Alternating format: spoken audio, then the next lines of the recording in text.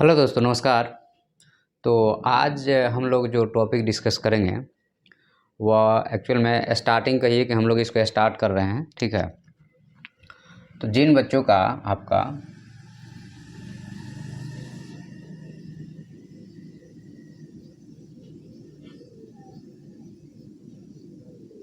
Geography optional है,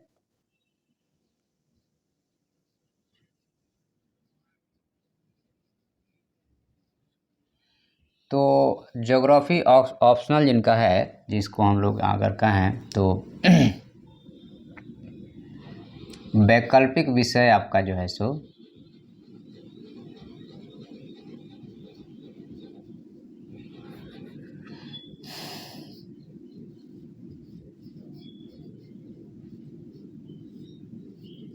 जिनका आपको भूगोल है, ठीक है। तो या जो बच्चे भूगोल लेना चाहते हैं तो उसके बारे में कुछ बातें हम लोग कर लेते हैं, उसके बाद फिर आगे बढ़ते हैं। तो यहाँ पे क्या है कि जो वैकल्पिक विषय है इसमें दो पार्ट है।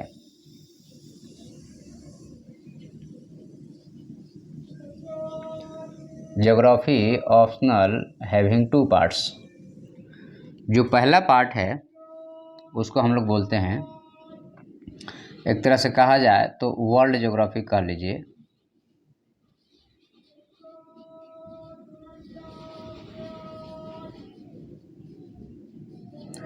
या हम कह सकते हैं कि थ्योरी कह लीजिए, ठीक है।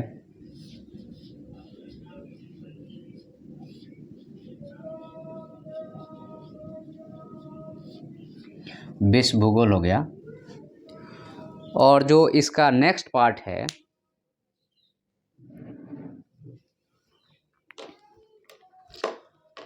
तो इसमें जो नेक्स्ट पार्ट है उसमें क्या है कि इंडियन ज्योग्राफी है।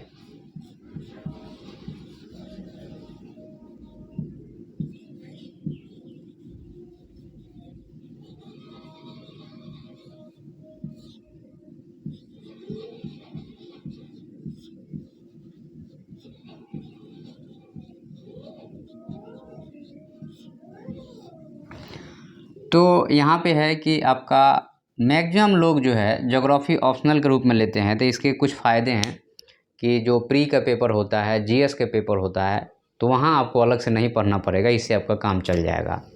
दूसरा चीज़ ये रहता है कि यह एक साइंटिफिक सब्जेक्ट है कि जो भी चीज़ है फैक्चुअल बेस्ड है, तथ्य के आधार पे है। तो जो जितने भी साइंस बैकग्राउंड के लोग हैं, जिनका साइंस में उन्होंने इंजीनियरिंग कर लिया, खास करके इंजीनियर या डॉक्टर रहते हैं, वो लेते हैं, तो उनको मज़ा भी आता है। और इसमें इसके पीछे का राज ये रहता है कि अगर आप ये लेते हैं तो आसानी से चीज़ें समझ में आती है। हाँ, इसका सिलेबस थोड़ा वास्ट है, मतलब बहुत सारी चीज़ों को कवर करता है, जबकि जैसे एंथ्रोपोलॉजी हो गया या संस्कृत हो गया, या कहिए कि बाकी जो सब्जेक्ट हैं, कुछ सब्जेक्ट हैं जिनमें कम पढ़ना है, उतना में हो जाएगा। लेकिन कम पढ़ने में आपको डीप एनालिसिस करना पड़ेगा। और इसमें क्या है कि ज़्यादा पढ़ना है और फैक्चुअल बेस्ड है, साइंटिफिक है। लेकिन यहाँ पे दिक्कत ये आती है कि एक तो बहुत सारे बच्चे इसको ले लेते हैं, दूसरा दिक्कत ये आती है कि हाउ टू एक तरह से कहा जाए गेन द गुड मार्क्स। ये प्रॉब्लम आती है क्योंकि आपको आंसर राइटिंग की प्रैक्टिस नहीं होती है, या ज्योग्राफी में आंसर राइटिंग करना कैसे चाहिए इसके बारे में आपको नॉलेज नहीं होता है। तो इसलिए जो है सो आपको मार्क्स नहीं आते हैं। तो लोग बोलते हैं ज्योग्राफी में आजकल मार्क्स नहीं आते हैं, जबकि सबसे अच्छा मार्क्स इसी सब्जेक्ट में आता है। और हर एक साल का टॉपर का टॉप 10 में देखिएगा तो 2 4 5 लोग आपको मिल जाएंगे इस सब्जेक्ट से। तो बट दिक्कत कहाँ पे है कि आपको चीज़ों को कैसे कम्युनिकेट करना है, मैप्स का कैसे यूज करना है, अगर ये आपको नहीं आता है तो फिर आप इसमें मार्क्स नहीं ले पाएंगे। तो आपको पढ़ने से ज़्यादा ज़रूरी है मेंस आंसर राइटिंग का प्रोग्राम। तो हम लोग इसके बाद में जब कुछ सब्जेक्ट हो जाते हैं उसके बाद हम लोग धीरे धीरे उसकी तरफ भी आएंगे। जो गांव के बच्चे हैं जो तैयारी करना चाहते हैं और उनको नहीं पता है तो थोड़ा समझ करके ज्योग्राफी ऑप्शनल ले सकते हैं। बाकी जीएस भी हम पढ़ा रहे हैं, जो आपका हिस्ट्री, ज्योग्राफी, पॉलिटी, इकोनॉमिक्स में पॉलिटी अभी हमारा चल रहा है। उसके अलावा अगर हम इस सब्जेक्ट को पूरा कंप्लीट आपको कराएंगे, फ्री ऑफ कॉस्ट है। टेस्ट सीरीज ज़रूर आपको प्राइसलेस नहीं रहेगा, उसमें आपको ज़रूर चार्ज किया जाएगा, लेकिन थ्योरी जो है सो वो पूरा फ्री रहेगा, रिवीजन भी हमारा रहेगा इसमें। तो अब हम हमारे पे एक तरह से क्रेडिटेबिलिटी के साथ जुड़ सकते हैं। तो अपने दोस्तों में और जो भी बच्चे देखते हैं उसको सब्सक्राइब ज़रूर कीजिए। उससे क्या होता है कि थोड़ा मोटिवेशन मिलता है। और आपको पता ही है कि मेन गेम हर आदमी का कुछ अपना रहता है, उसके अकॉर्डिंग काम करता है, तो सब्सक्राइब ज़रूर कर लीजिए।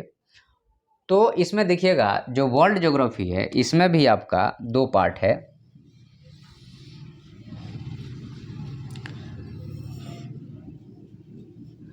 तो इसमें जो पहला पार्ट है वह फिजिकल ज्योग्राफी है।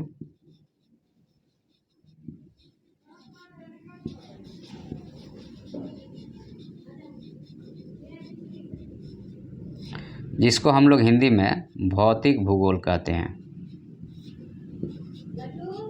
The first part is the physical geography, in Hindi it is called as भौतिक भूगोल, and second one is that human geography.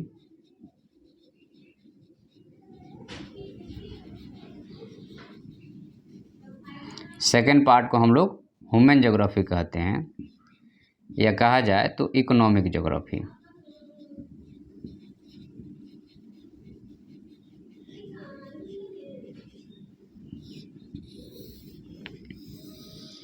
और यहाँ पे हम लोग जितना पढ़ेंगे ये इसका पूरा का पूरा जो है सो हम लोग एप्लीकेशन कहाँ करेंगे, तो यहाँ पे इंडियन ज्योग्राफी में।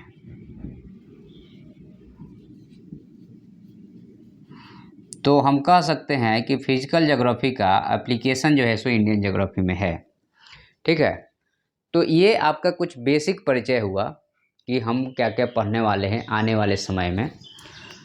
ठीक है, तो यहाँ पे एक चीज़ ध्यान रखने वाली बात है कि ये बहुत इंटरेस्टिंग सब्जेक्ट है। अगर आप पढ़ेंगे तो आपको बहुत मज़ा आएगा। लेंदी ज़रूर है लेकिन इंटरेस्टिंग है और जल्दी कवर अप हो जाएगा।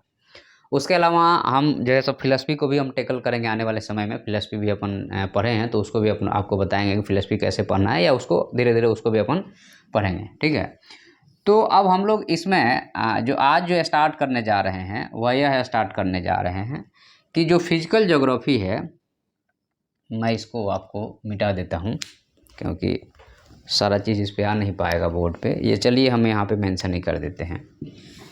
जो फिजिकल ज्योग्राफी है इसमें आपको सबसे पहला है जियोमॉर्फोलॉजी।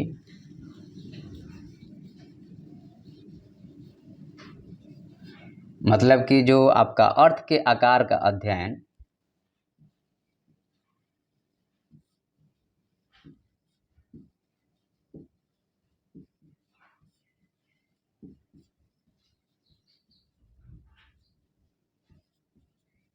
ठीक है, पहला पार्ट जियोमॉर्फोलॉजी है। सेकंड पार्ट जो है सो क्लाइमेटोलॉजी है। थर्ड पार्ट जो है सो ओशनोग्राफी है।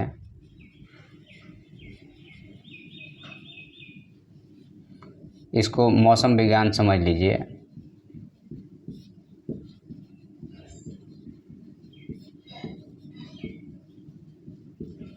और यह जो है सो समुद्र विज्ञान समझ लीजिए। फिर जो है सो आपको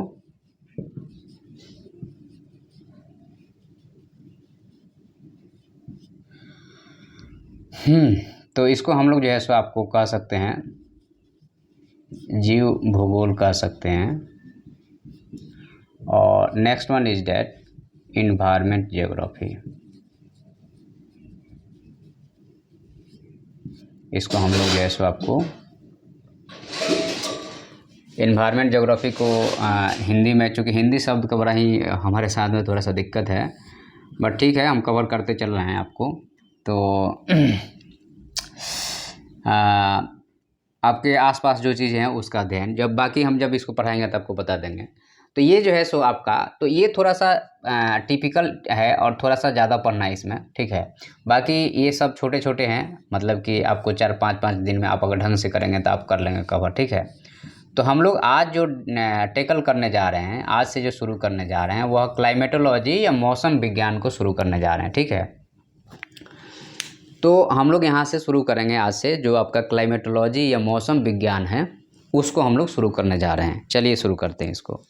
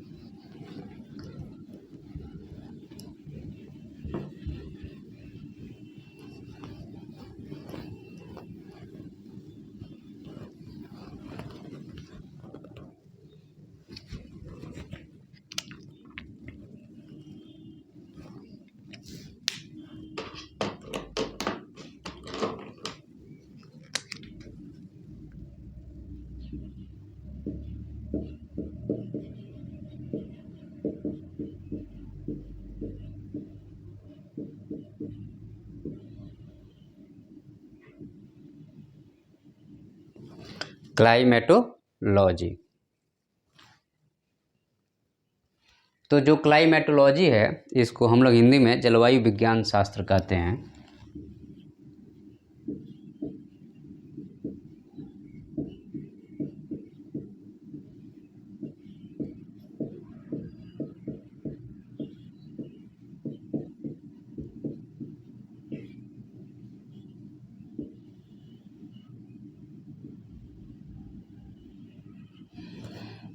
इसको हिंदी में हम लोग जलवायु विज्ञान शास्त्र कहते हैं। तो जो आपका क्लाइमेटोलॉजी है, तो हम सबसे पहले देखेंगे कि यूपीएससी के सिलेबस में क्या दिया हुआ है, हमें पढ़ना क्या क्या है। क्योंकि हम कल भी आपको बताए थे कि सबसे ज़्यादा ज़रूरी है समझना कि एग्ज़ाम की रिक्वायरमेंट क्या है, एग्ज़ाम आपसे क्या चाहता है। तो पहले इसको करेंगे, फिर प्रीवियस ईयर में 10-20 साल के क्वेश्चन भी करेंगे कि देखिए ये पढ़ाए हैं और ये आपका क्वेश्चन आया हुआ है, तो वहाँ से आपका क्लियर हो जाएगा। ठीक है, तो चलिए सबसे पहले यहाँ पे कहा गया है आपका सिलेबस का पहला पॉइंट जो है सो आपको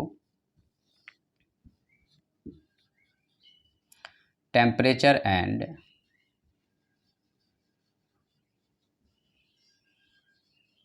प्रेशर बेल्ट ऑफ वर्ल्ड।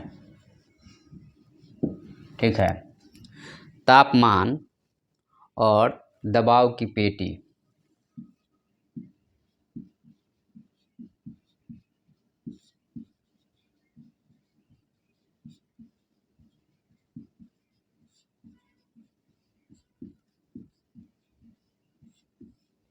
सबसे पहला पॉइंट है temperature and pressure belt of the world, कि वर्ल्ड में ये आपका this is the globe, okay, this one is the globe, and यह जो है सो आपका 0 डिग्री हो गया, यह नॉर्थ पोल हो गया, यह साउथ पोल हो गया। ठीक है, तो यहाँ पे आपको पता है कि ये जो है सो आपका 23.5 जो है सो नॉर्थ हो गया, ट्रॉपिक ऑफ कैंसर हो गया, एंड 61/2 आपका नॉर्थ हो गया, और 23 1/2 साउथ हो गया, 66 1/2 साउथ हो गया। तो सबसे पहले इन पृथ्वी पे जो है सो टेम्परेचर और प्रेशर का एक एरिया होगा, जहाँ पे एक निश्चित टेम्परेचर होगा, उसके अकॉर्डिंग प्रेशर होगा, तो उसको सबसे पहले हमें पढ़ना है। दूसरा आपका है यहाँ पे क्यों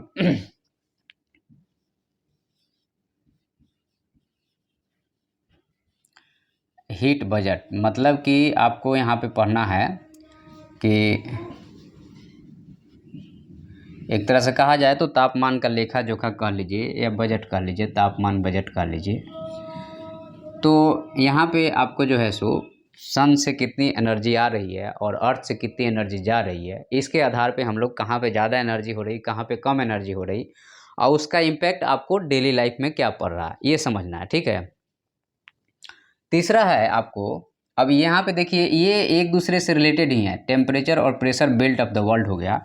उसके बाद में यहाँ पे हीट बजट हो गया, हीट बजट में कितना एनर्जी है, क्योंकि इसी के आधार पे आपका ये डिसाइड होगा, टेम्परेचर और प्रेशर का बेल्ट डिसाइड होगा हीट बजट के ही आधार पे कि कहाँ पे सरप्लस हीट है और कहाँ पे कम और कहाँ पे ज़्यादा हीट है। ठीक है, नेक्स्ट आपका है यहाँ पे एटमॉस्फेरिक सर्कुलेशन।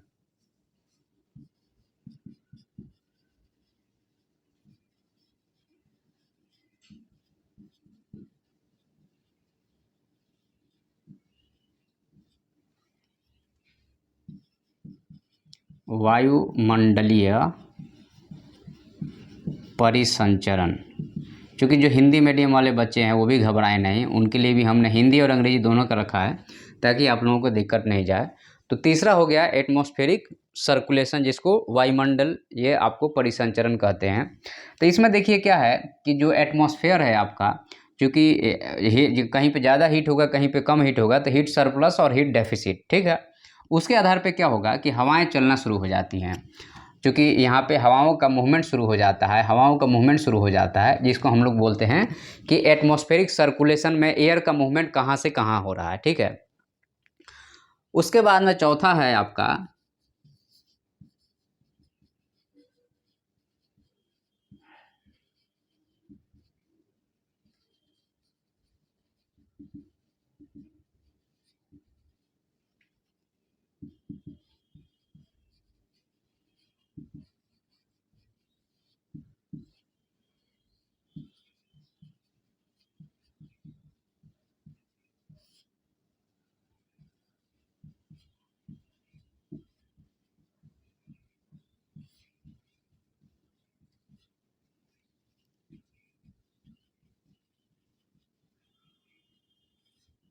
वायुमंडल का स्थिरता और अस्थिरता, मतलब कि अब कहीं पे ज़्यादा हीट होगा तो उसके बाद में टेम्परेचर प्रेशर बेल्ट बनेंगे, एटमॉस्फेयर का सर्कुलेशन होगा। जब एटमॉस्फेयर का सर्कुलेशन होगा, हवा फ्लो करेगा तो मॉइस्चर को गेन करेगा, मॉइस्चर को गेन करेगा तो क्या होगा कि एटमॉस्फेयर को गर्जन, बारिश, बाकी सारी चीज़ें होगी तो वो इनस्टेबिलिटी या स्टेबिलिटी लाएगा वो। तो उसके बारे में आपको यहाँ पे पढ़ना है, ठीक है।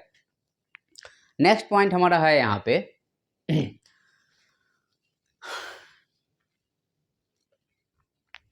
तो देखिए स्टेबिलिटी और इनस्टेबिलिटी के बाद में हवा तो चलेगा ही, तो प्लेनेटरी एंड लोकल विंड्स होगा पांचवा पॉइंट जो होगा।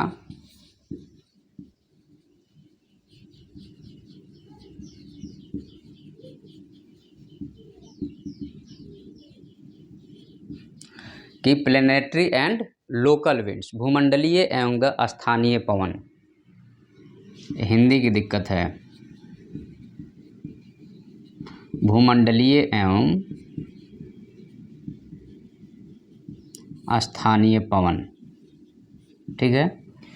तो आपका हीट बजट हो गया, temperature, pressure, atmospheric circulation, stability, stability होगी तो फिर हवा का बहना शुरू हो जाएगा। तो कहीं ना कहीं जो है सो ये सब एक दूसरे से क्या है, इंटरकनेक्टेड है, ठीक है। ये सब जो है सो हीट बजट से ही ये सब कनेक्टेड है।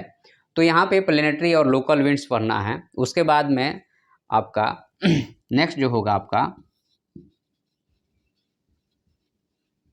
मॉनसून एंड जेट स्ट्रीम, ठीक है। तो नेक्स्ट आपका जो होगा यहाँ पे आपका मानसून एंड जेट प्रवाह,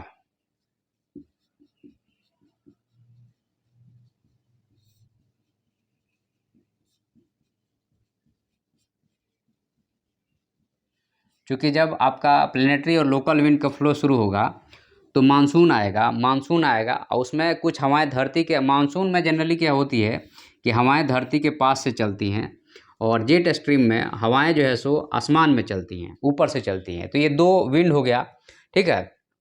उसके बाद नेक्स्ट आपका होगा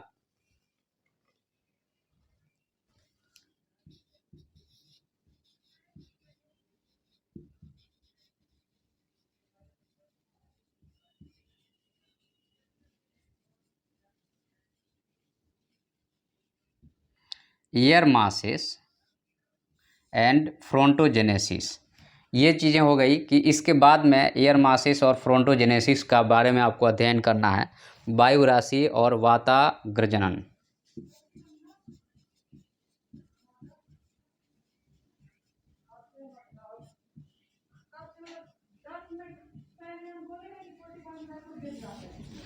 तो यहाँ पे वायु राशि और वातागर्जन के बारे में आपको पढ़ना है, या एयर मासिस और फ्रोंटोजेनेसिस के बारे में पढ़ना है।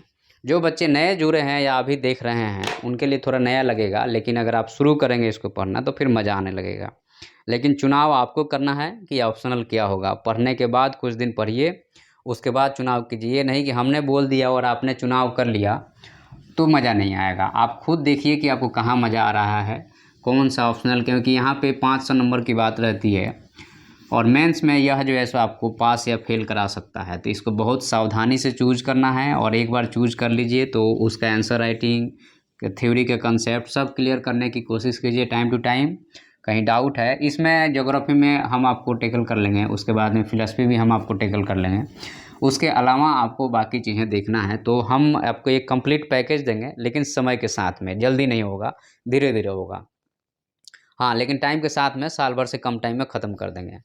उसके बाद में नेक्स्ट आपका है temperate and the tropical cyclone.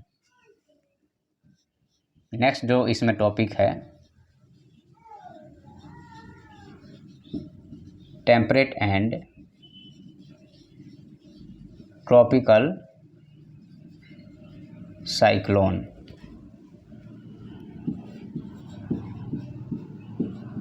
शीतोष्ण एवं उष्ण चक्रवात। पढ़ेंगे इसको आराम से, कोई टेंशन नहीं है। उसके बाद में जो आपका नेक्स्ट टॉपिक होगा यहाँ पे types and distribution of the precipitation. Types and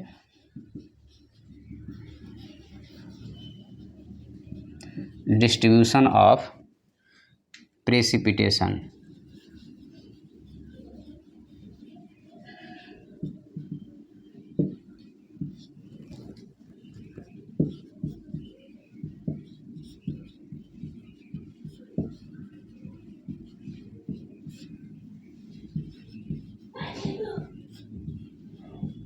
वर्षा कितने प्रकार की होती है और उसका वितरण हमारे अर्थ पे क्या है, क्योंकि इससे बराबर क्वेश्चन लगातार बन रहे हैं तो इसको थोड़ा ध्यान रखना पड़ेगा। ठीक है, नेक्स्ट आपका है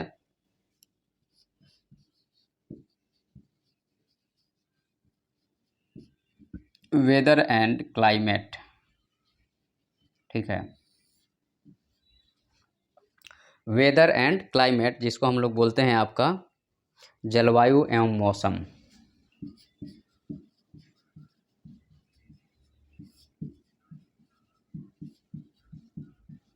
उसके बाद आपको यह पढ़ना है। नेक्स्ट टॉपिक जो है इसमें आपका, अब मौसम आ गया है तो क्लाइमेट का क्लासिफिकेशन जो है सो आपका कोपेन का, थॉर्नवाइटे का और त्रिवार्था का।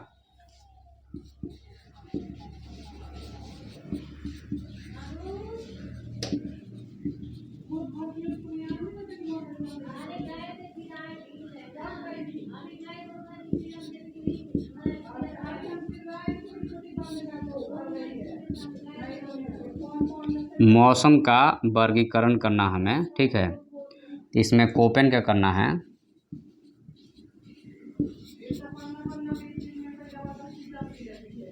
त्रिवार्था हो गया और थॉर्नवाइटे हो गया।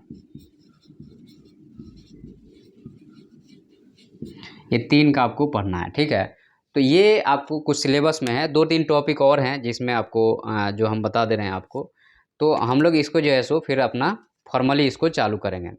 उसके बाद में नेक्स्ट आपका है, इसको मिटा देते हैं,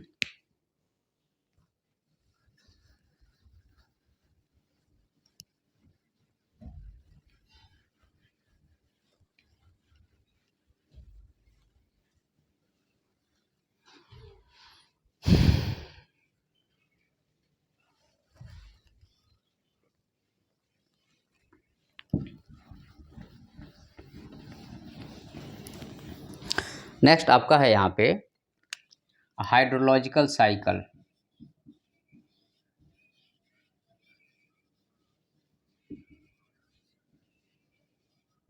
जिसको हम लोग बोलते हैं यहाँ पे हिंदी में जलीय चक्र। मतलब कि आपका वेपराइजेशन हो रहा है, कंडेंसेशन हो रहा है, वेपराइजेशन कंडेंसेशन हो रहा है, तो ये हाइड्रोलॉजिकल आपका साइकिल हो गया। इसको आपको इसके बारे में पढ़ना है। उसके बाद में नेक्स्ट पढ़ना है आपको ग्लोबल क्लाइमेट।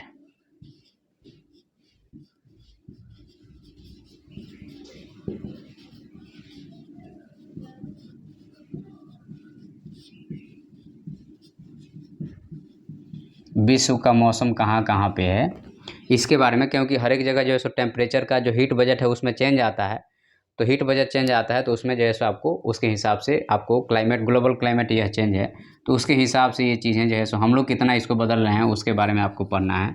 नेक्स्ट जो टॉपिक है इसमें आपका ये role and response of the man in the climate change.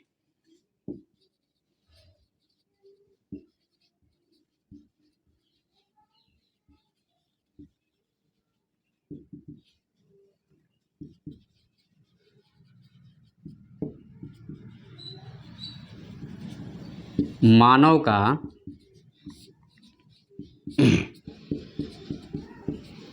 योगदान मौसम को बदलने में, मानव का क्या योगदान है मौसम को बदलने में, इसके बारे में आपको पढ़ना है। उसके बाद में नेक्स्ट आपका हो गया अप्लाइड क्लाइमेटोलॉजी।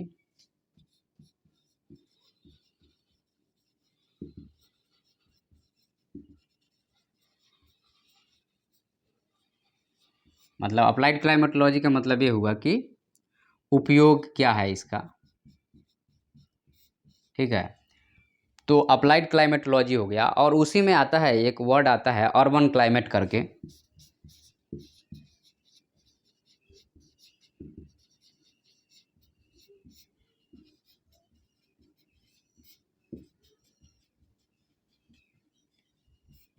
शहरी जलवायु। तो ये हमको इतना सारा चीज़ें जो है सो पढ़नी है। तो ये आपका क्लाइमेटोलॉजी का बेसिक टॉपिक हुआ जिसको हमें पढ़ना है, ठीक है। तो हमने आपको सिलेबस यहाँ पे बता दिया है, ये सिलेबस हो गया। अब हम लोग जो है सो इसको फॉर्मली चालू करेंगे नेक्स्ट लेक्चर में। तो आपसे यही है कि भाई आप एक बार देख लीजिए, समझ लीजिए आपको कौन सा ऑप्शनल चूज करना है, क्योंकि इसमें 500 नंबर का आपको रहता है और आपको अच्छे से चूज करना पड़ेगा, सोच समझ के चूज करना पड़ेगा ताकि आप आसानी से इसको क्रैक कर पाएँ। हम अगर आप ज्योग्राफी लेते हैं तो उसके लिए आप हमारे पे वो रहिए, भरोसा रखिए, तो मैं आपका पूरा सिलेबस करा दूँगा। 5-6 महीने लगेंगे, कवर हो जाएगा, ठीक है। और दूसरा चीज़ है कि इसके बाद में मेंस आंसर राइटिंग भी हम लोग लेके चलेंगे कि जब ये हो जाता है तो मेंस आंसर राइटिंग कैसे करते हैं और प्रीवियस ईयर क्वेश्चन का मैक्सिमम हम लोग कवर अप करेंगे। तो इस लेक्चर को समाप्त करते हैं और फॉर्मली जो है सो हम लोग शुरू करते हैं अपना क्लाइमेटोलॉजी को।